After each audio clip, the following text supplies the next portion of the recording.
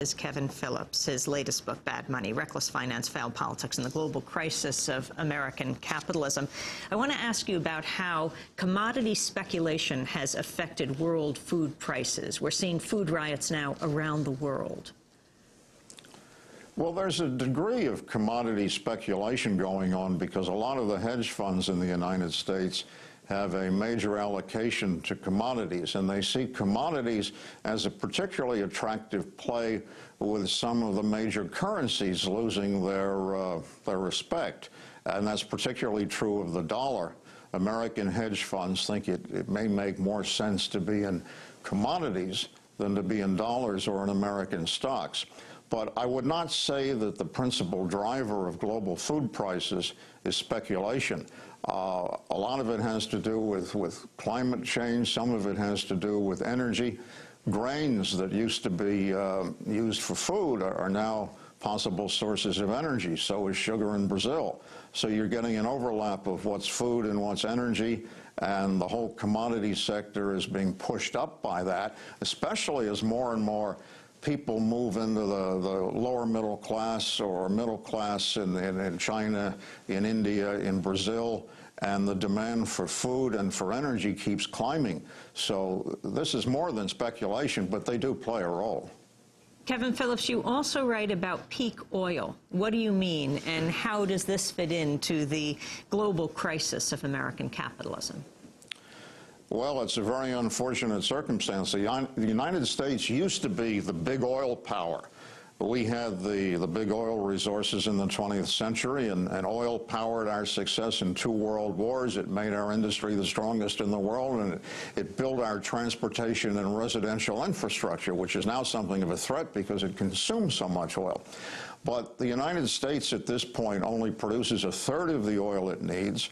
The peak oil question has to do with whether or not global production isn't either about to peak within the next 5, 10, 15 years. Some believe that it's peaked already. And if that's the case, you can expect that given the demand for oil that can't be replaced by other things too quickly, certainly not in 5 to 10 years, you're going to see oil prices just keep climbing.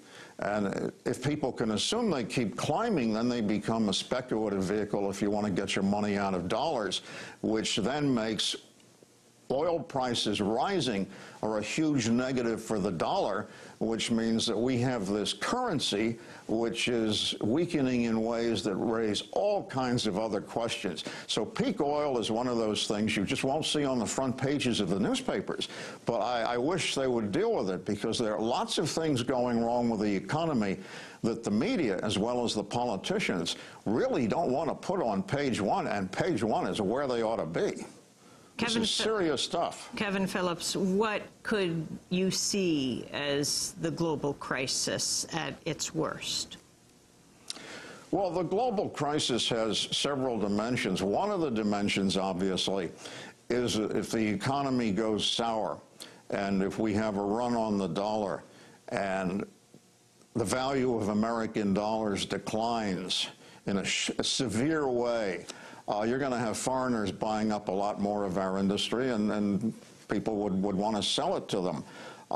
America's role as a global debtor would just mushroom. We'd be at the beck and call of other countries. The dollar would be subject to being abandoned by the oil producers. You could have a major league recession in the United States, which of course then would be compounded by all this huge amount of debt beginning to fall in.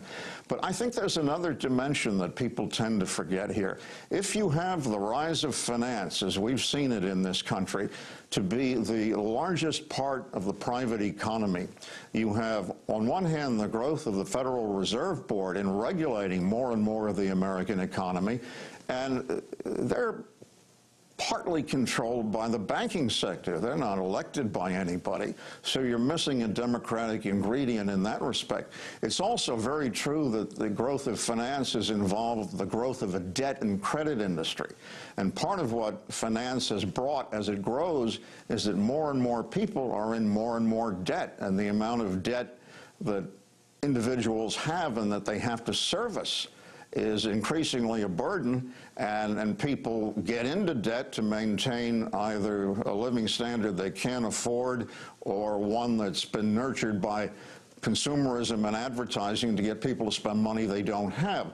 So you've got an element that the public is losing control of its own economic future when you have an economy that's full of debt and credit industries, which are a mainstay of finance. The implications of all of this for who controls what within the United States are huge, and that'll be especially true if a lot of the debt we've built up starts imploding because of higher inflation and higher interest rates. So what do you think has to happen? I think, unfortunately, the first thing that would be good would be to have serious political candidates taking serious positions. I haven't seen any of that, and I really doubt that we will. The two parties are both complicit in some of the circumstances here. They're not going to want to grapple with the truth of some of what's happened to the economy and the incredible amount of debt and the danger that poses, so I don't think we'll see it discussed. If it's not discussed, the president-elected, whoever it is, will not have a mandate to deal with these things, and the interest groups are so much in control of Congress that only a president elected by going to the people with a serious case for reform, and some of the reform has to be re-regulation of finance, only such a president would be able to do it. And I doubt that any of the people running at this point have laid the groundwork to have a mandate for serious reform. I think it's appalling, frankly. We can't have the solutions come to the fore until we have at least the discussion begin. Kevin Phillips, I want to thank you for participating in the discussion. His latest book, Bad Money, Reckless Finance, Failed Politics, and the Global Crisis of American Capitalism, speaking to us from his book tour. He's on the road in Houston, Texas. Thank you, Amy. Thank you so much for joining us.